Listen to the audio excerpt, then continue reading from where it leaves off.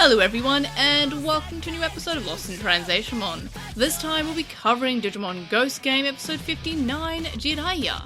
I'm May, and I'm joined by me, myself, and the monster under the bed. So, I was invited to an impromptu barbie because I am Australian and it is summer, and those kind of just happen. So I got Quinn and Chloe to record their thoughts, which of course I'll have in Quinn and Chloe quick comments after this intro section. So that's exciting. So stay tuned for that.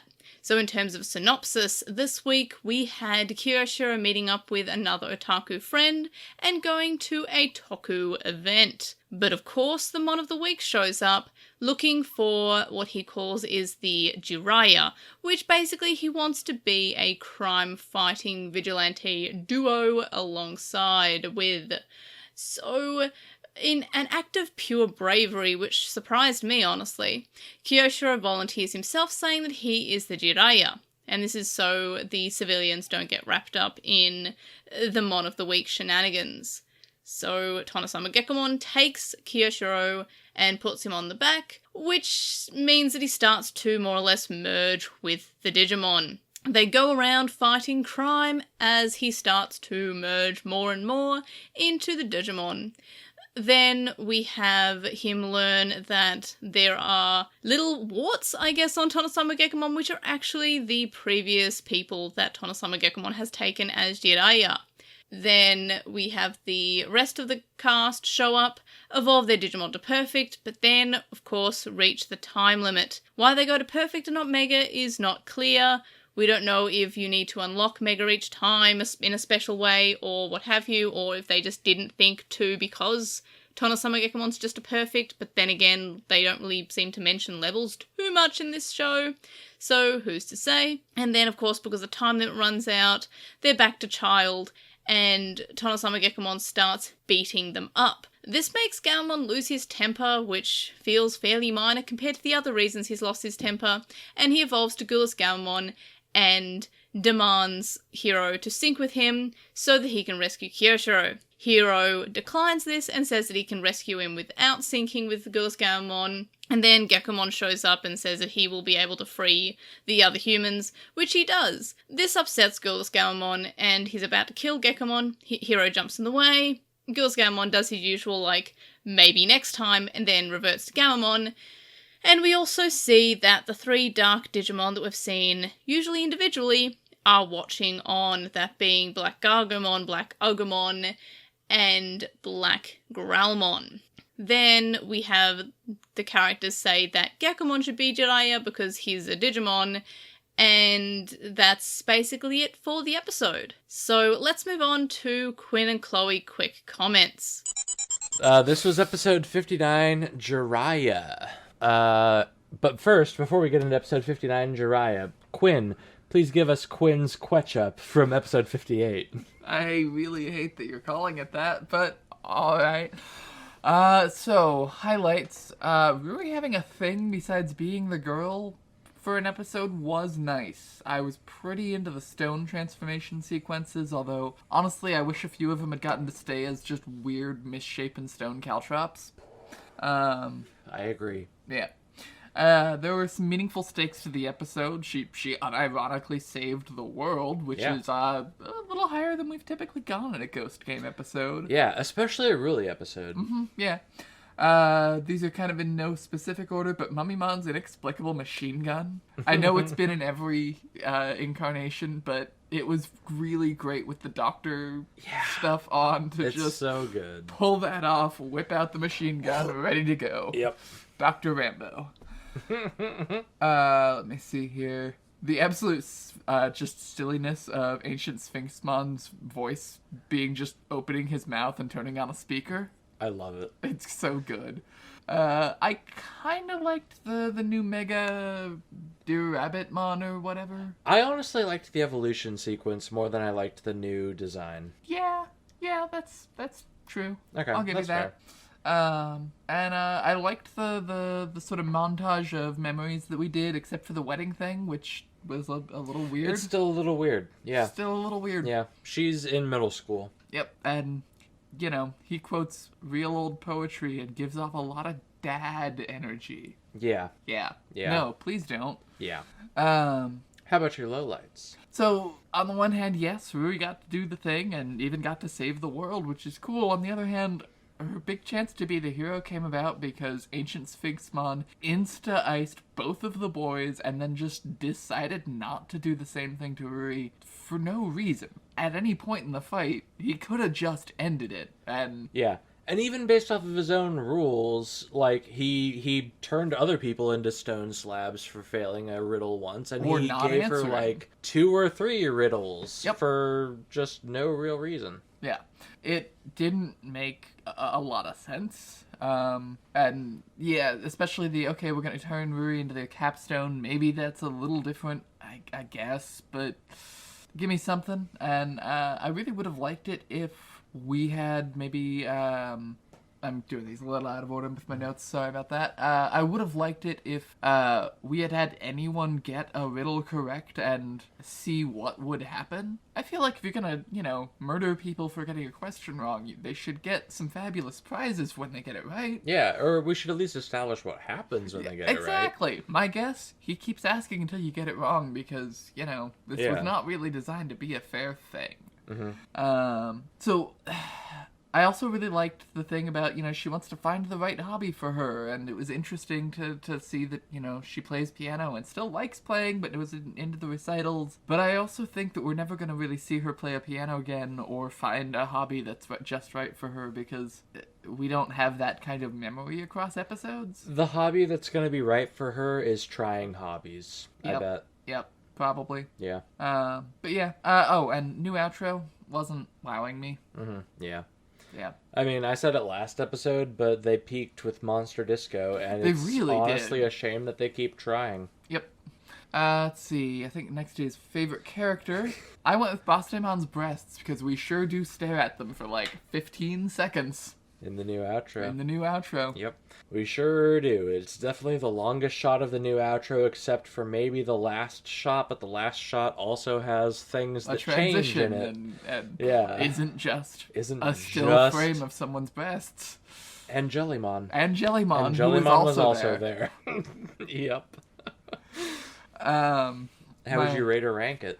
3.5. I went with 34th, above Chain Letter and below Ghost Newspaper. It was fine. Didn't wow me.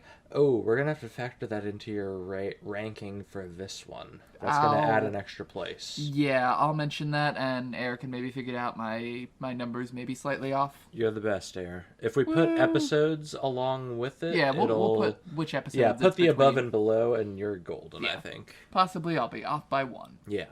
Anywho, did you have any miscellaneous thoughts or thoughts on the series thus far after last episode? So, I was underwhelmed both by this episode and a little bit by the series so far. We're 60 characters in, and the most character development Ruri has seen is she's had a few friends whose names I can't remember, who mostly don't show up again. At least one of them is named Kaoru. It's true.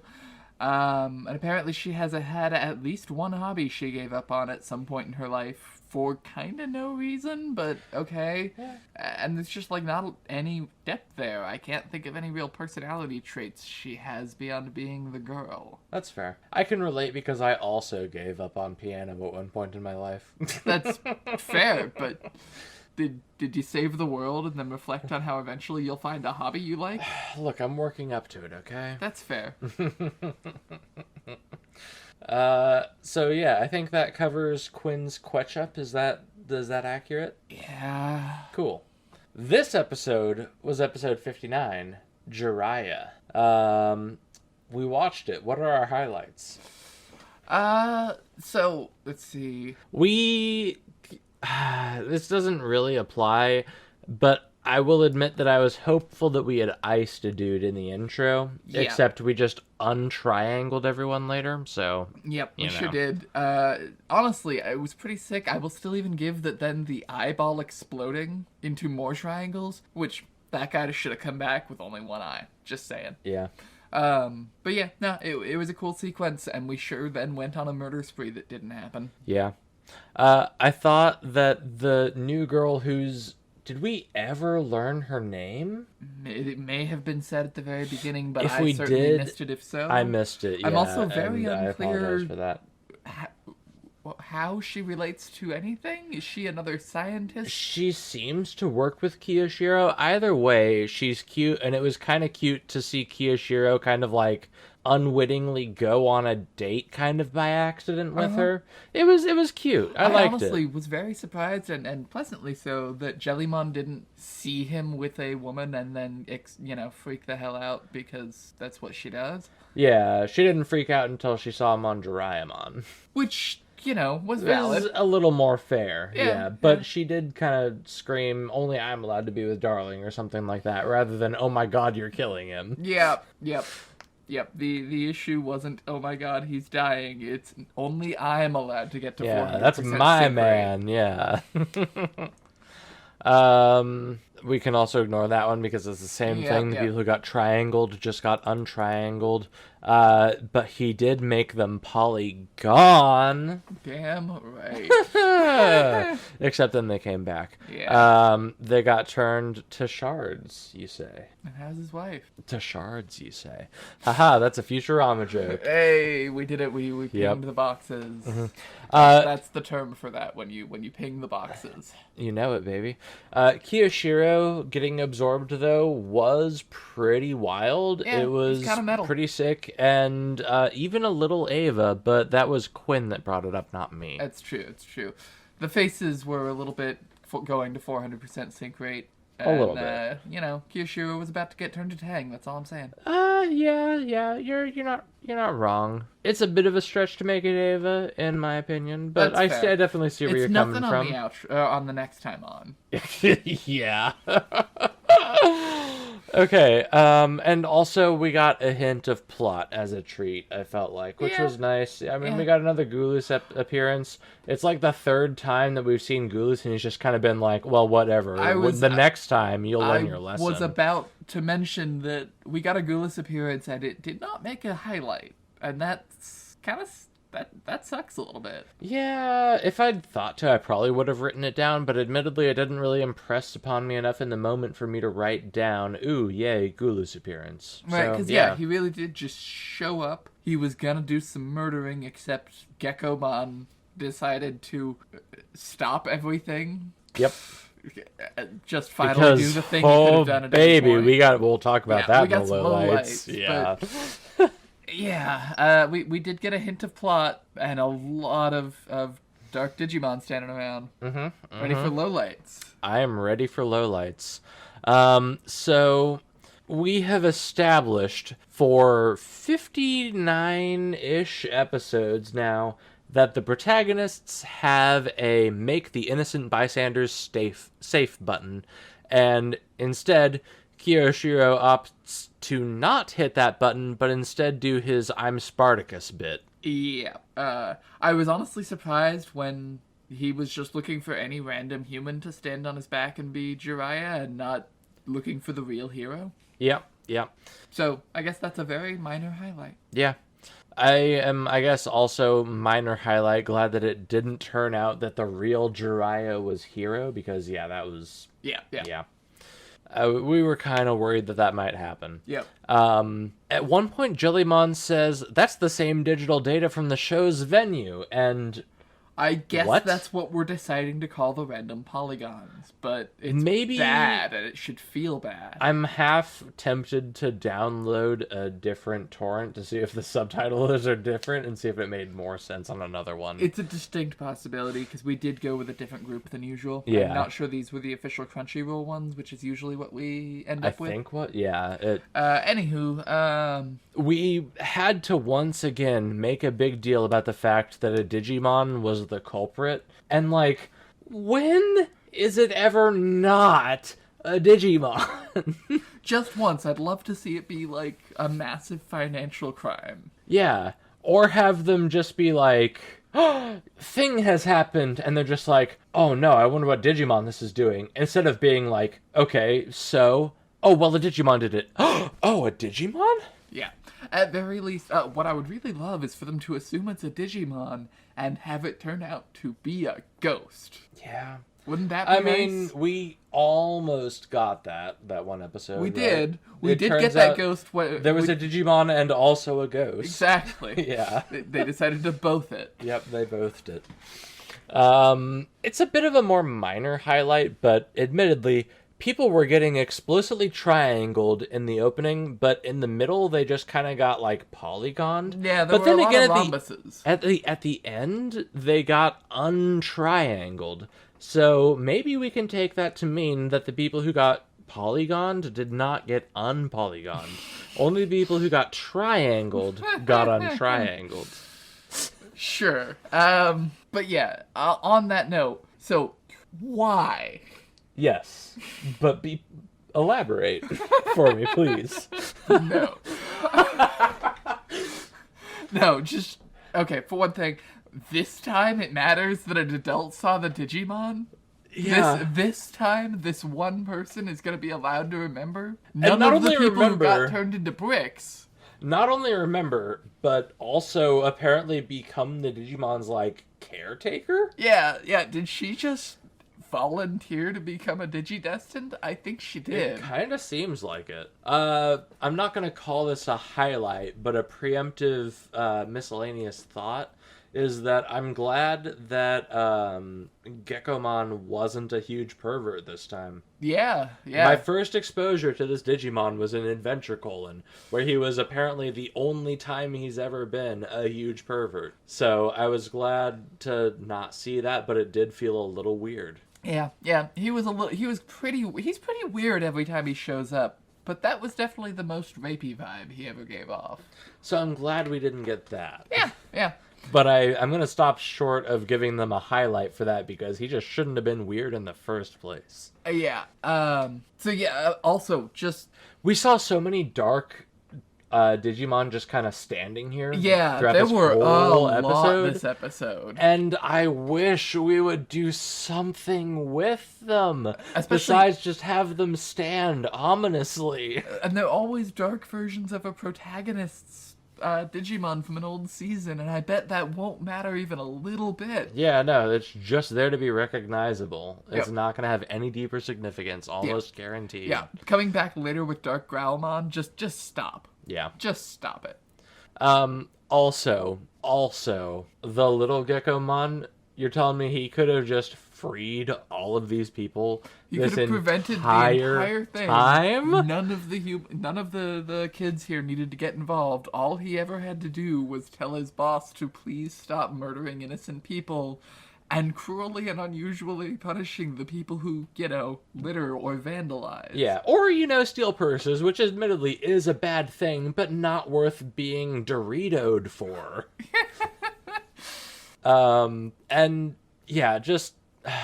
And then he put them in front of the police. They Yeah. weren't punished enough by being, I assume, mentally scarred for life by that week in which they were a pile of jewels? Yeah. Or something?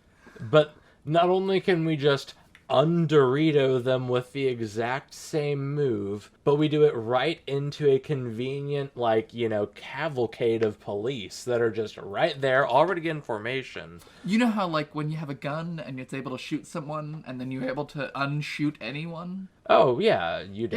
Yeah. That's not a thing for you? Yeah. Also, Mini Geckomon was absolutely not worthy to be Jiraiya. No! He could have prevented this whole thing by, like you said, just saying, "Hey, boss, maybe stop for a second." Hey, boss, you got, the sorrowful faces of about 20 people hanging out on your back? Let me just get that for you real quick. Yeah.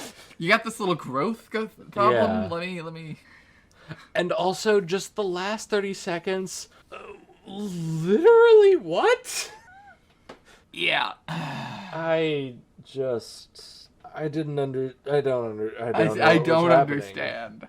So it was a weird episode. I enjoyed watching it. Yeah. But I also especially on a like larger plot series level, really was not wowed Yeah, by that's Ghoulish fair. showing up and doing the exact same song and dance. Yeah, that like he has done ever since the first time he appeared. The first time, well, no, sorry, he also killed Arachnimon. From the second time though. But even then, when he killed Arachnimon, he was just like, I could do more, but, well, you'll see in the future. Mm-hmm.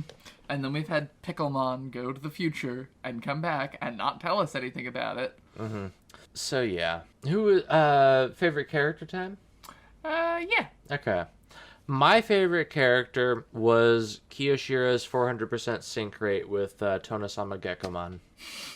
Getting tanged. Yep. And I went with Hero's explicit 0% sync rate with Ghoulish Gammamon. So it's basically a double non-answer, which kind of says a lot, maybe.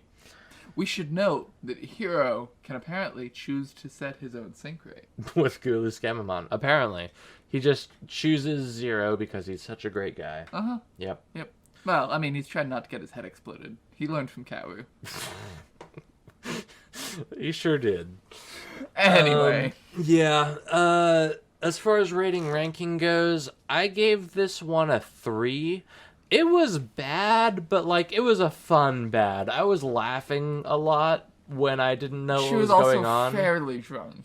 Yes, also that. But, like, it was a fun bad. I'm putting it in 44th place, which is below episode 19, The Witching Hour, but above episode 18, The Land of Children. I think I am going with another 3.5. I liked this, I'm going to say a little bit less than last week, so I'm just going to go ahead and put it right under that one in 35th place to make things easy on air. Although that might have a plus or minus 1 with it. Yeah. But I believe it should be in 35th place because I'm just going to put it right underneath of last week's episode. They were both pretty watchable. That's but fair. Not That's fantastic. Fair. Certainly not. I'm way past the point of, like, I honestly don't even care what the plot is anymore. They've teased it out for over a year without telling me any of it. The plot is that Espimon needs to find the real hero. Yeah. Which we're apparently still doing. Yep. Made 0 progress on that in the last 50 episodes, but we're still doing it. Yep. And I guess that's my thought about the series thus far is, wow, we're still doing this. We have not just, said, holy crap, Espimon, that's hero. We're still humoring about this. Murdered Espimon. Please, could we murder Espimon? He should have died last episode when he got hit by the dark blast thing. Uh-huh. Yeah, he fired his little mott bomb. The dude shot back, destroyed all the missiles. He was in point-blank range and just took no meaningful damage. He just got Team Rocketed a little.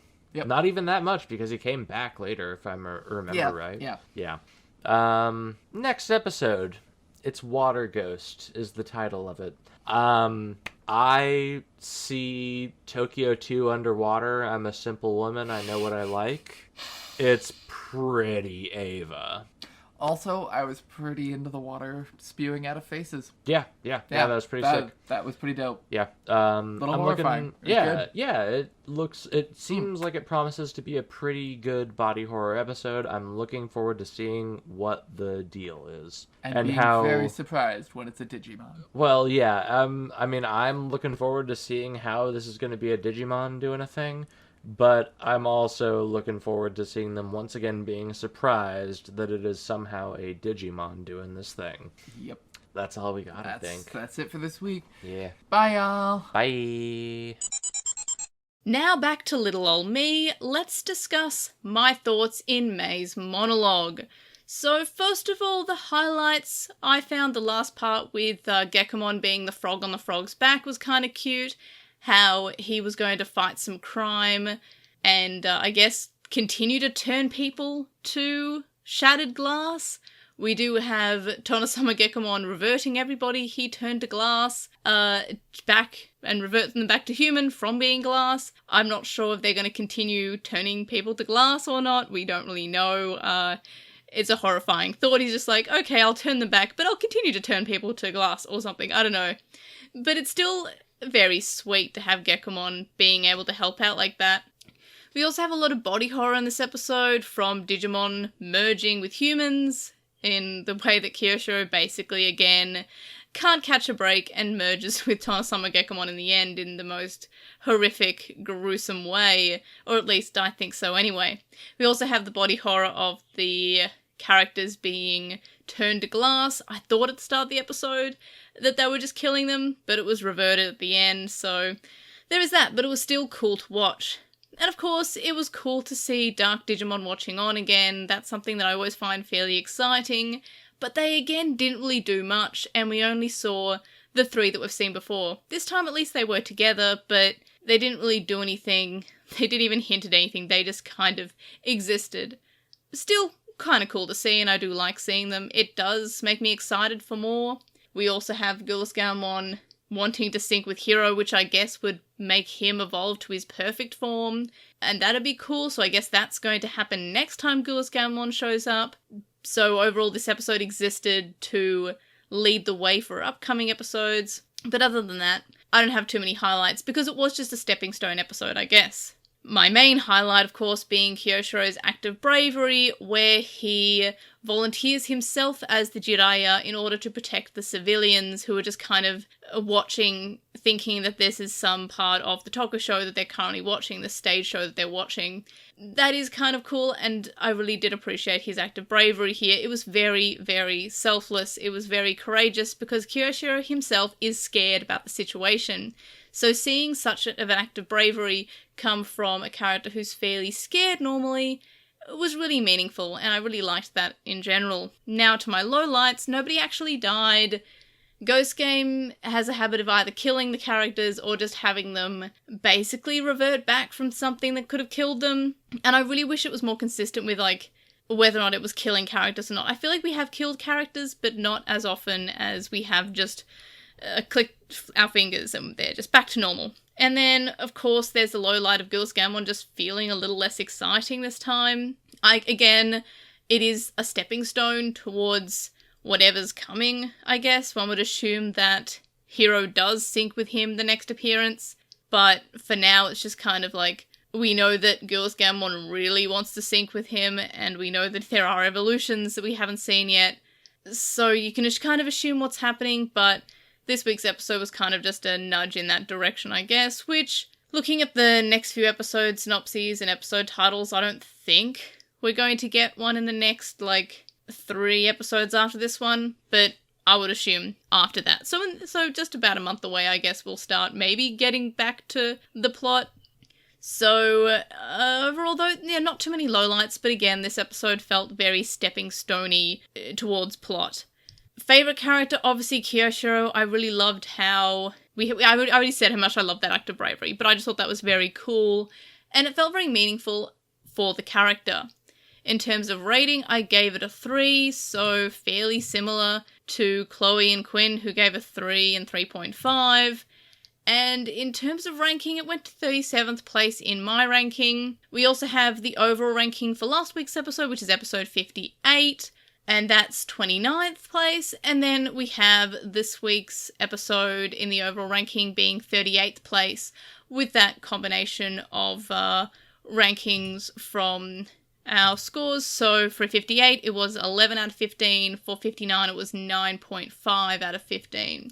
So overall, it's definitely an okay episode. It's not a terrible episode or anything, but again, it felt just kind of like a stepping stone, and you can't expect anything more than that. And it's time to go to Postmon Pat, so let's look at the comments on episode 58's YouTube video for the podcast. First of all, we have Narumi says they liked the episode. It wasn't fantastic like the Kazuhamon episode, but it had an unexpected ending because they weren't expecting the Digimon killing the Mon of the Week. They thought the Mortmon would eventually do that, but not Dear Rabbitmon. They wondered if next episode, so episode 59, Jellymon will evolve, and no, that did not happen, but possibly next week maybe, judging by the preview. And if this happened, the show is really reaching the final episode, then I guess possibly next week. And apparently I was wrong. A few people point this out, that really didn't evolve Jellymon into Tezza Jellymon in the Frozenmon episode. Kyosho had just done that before he got incapacitated. So yeah, I thought that we had them evolved, but I guess I was just wrong there. Next, we have Allison, who says they can't have missed an opportunity to make Agents Fixmon comment about Gammon's darkness. And yeah, that would have been really cool. And Allison also says, are the anime endings canon? Jellymon just hanging out with Basemon and Petermon as pirates is hilarious. And I would love to at least see the friends we made along the way one more time in the end of the anime. I hope we do too. And they also say, P.S. they hope to see Mega Gekomon versus Amphimon in episode 59, which we did not get, which is unfortunate. But I'm really looking forward to next week's episode, if it is an Amphimon debut episode. But yeah, in terms of the anime endings, I really love how it's just Digimon hanging out.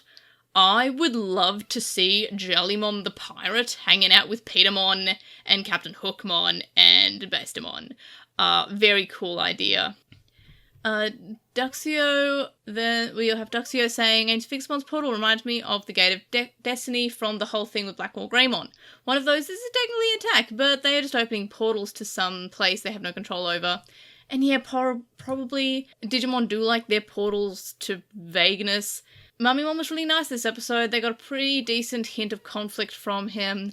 And he does recognise that Pheromon is his sovereign, going by his last line, but also very much didn't want him to come back. And yeah, that was nice that we had Mummymon be relevant, not just as a doctor, but as his theming as a Digimon. That was kind of cool. They also do like Rabbitmon as the Mega Frangoramon. They really feel like they missed the obvious and needed a storyline of Lamontmon going out of control.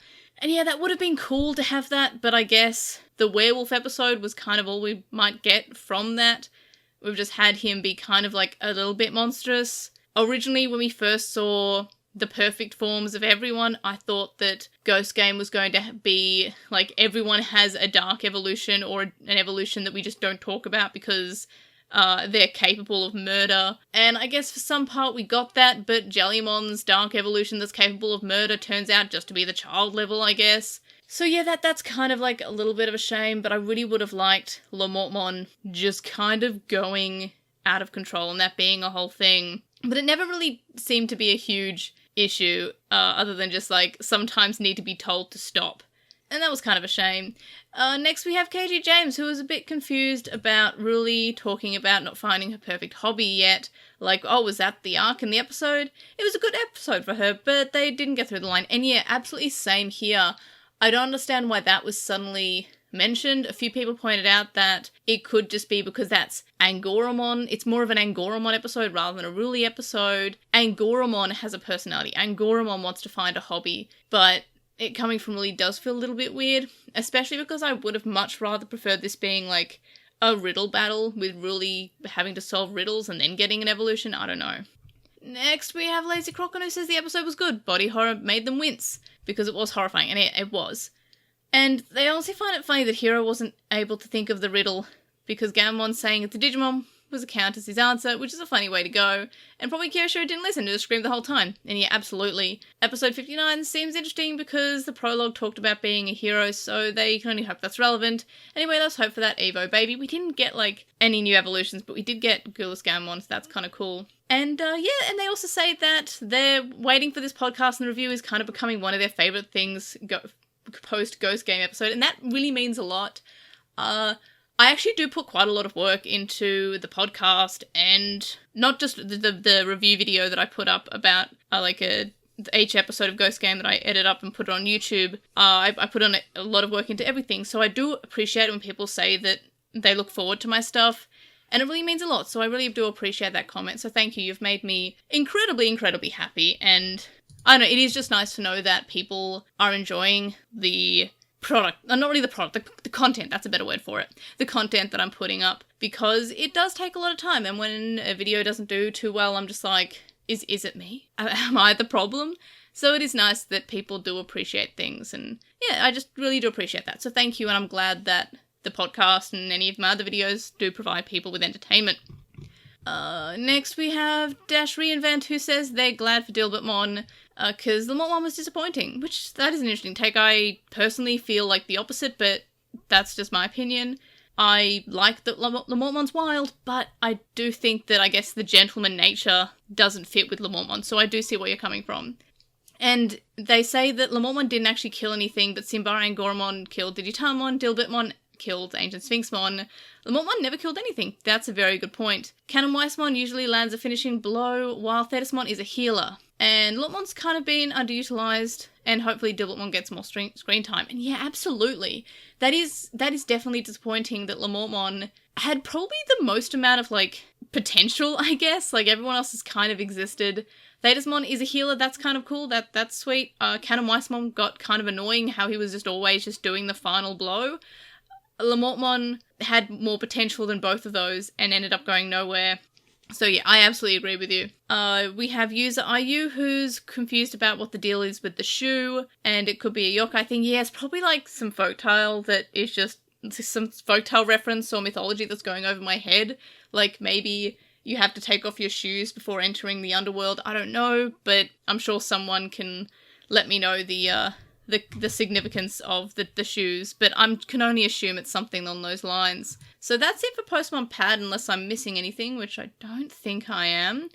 Thoughts about the series so far? I mainly touched on that. This week's episode just felt like a plot stepping stone, which is necessary, but in the moment is just kind of like, okay. I enjoyed the episode. I'm not saying I hated the episode. I wouldn't have given it a 3 if I didn't enjoy it. But yeah, it was just kind of a stepping stone, it's just necessary. Predictions for next week's episode 60, Water Ghost. I've read the synopsis for the next week's episode. I mentioned them in my review video, which, as of recording this, I haven't edited yet, but as of releasing this podcast, I will have obviously released yesterday, I guess, in terms of when this was released, so check out that video if you haven't already. So I won't go over the synopsis at all here, because you might not want to hear about it, but I'm thinking this will be an Amphimon debut, and that means that I guess we can kind of start to head in the direction of wrapping up. I also mentioned in my review video, so please check that out if you want any context to what I think about this upcoming episode, other than just like vague thoughts. But I'm expecting Ghost Game to maybe go until April. I feel like if we get chunks of 4 episodes per future episode synopses, overviews, I'm thinking that we might get, once we're done with this chunk, we'll get 4 episodes. So this chunk ends at February 5th, so then we get 4 episodes ending in March 5th, I guess, or early March, and then a last set, which will put us in the start of April. So I'm expecting it to wrap up during April, if not before. So I think we're starting to do some wrapping up. And this week's episode kind of showed us that we might just start doing stepping stones into the wrap-up portion of the series. And that's it for this week's podcast. So thank you so much for listening. Thanks to Quinn and Chloe for being kind of like very flexible with the, hey, I have to be gone during our normal recording time. Send me through your thoughts and I'll edit it in. So I always do appreciate that they're extremely flexible to kind of just like the time slot where this is the only time that'll work for us, but because it's lunchtime on a Sunday, it's kind of like sometimes I'll just be out. So I really do appreciate that they're always flexible. So obviously always thanks to them.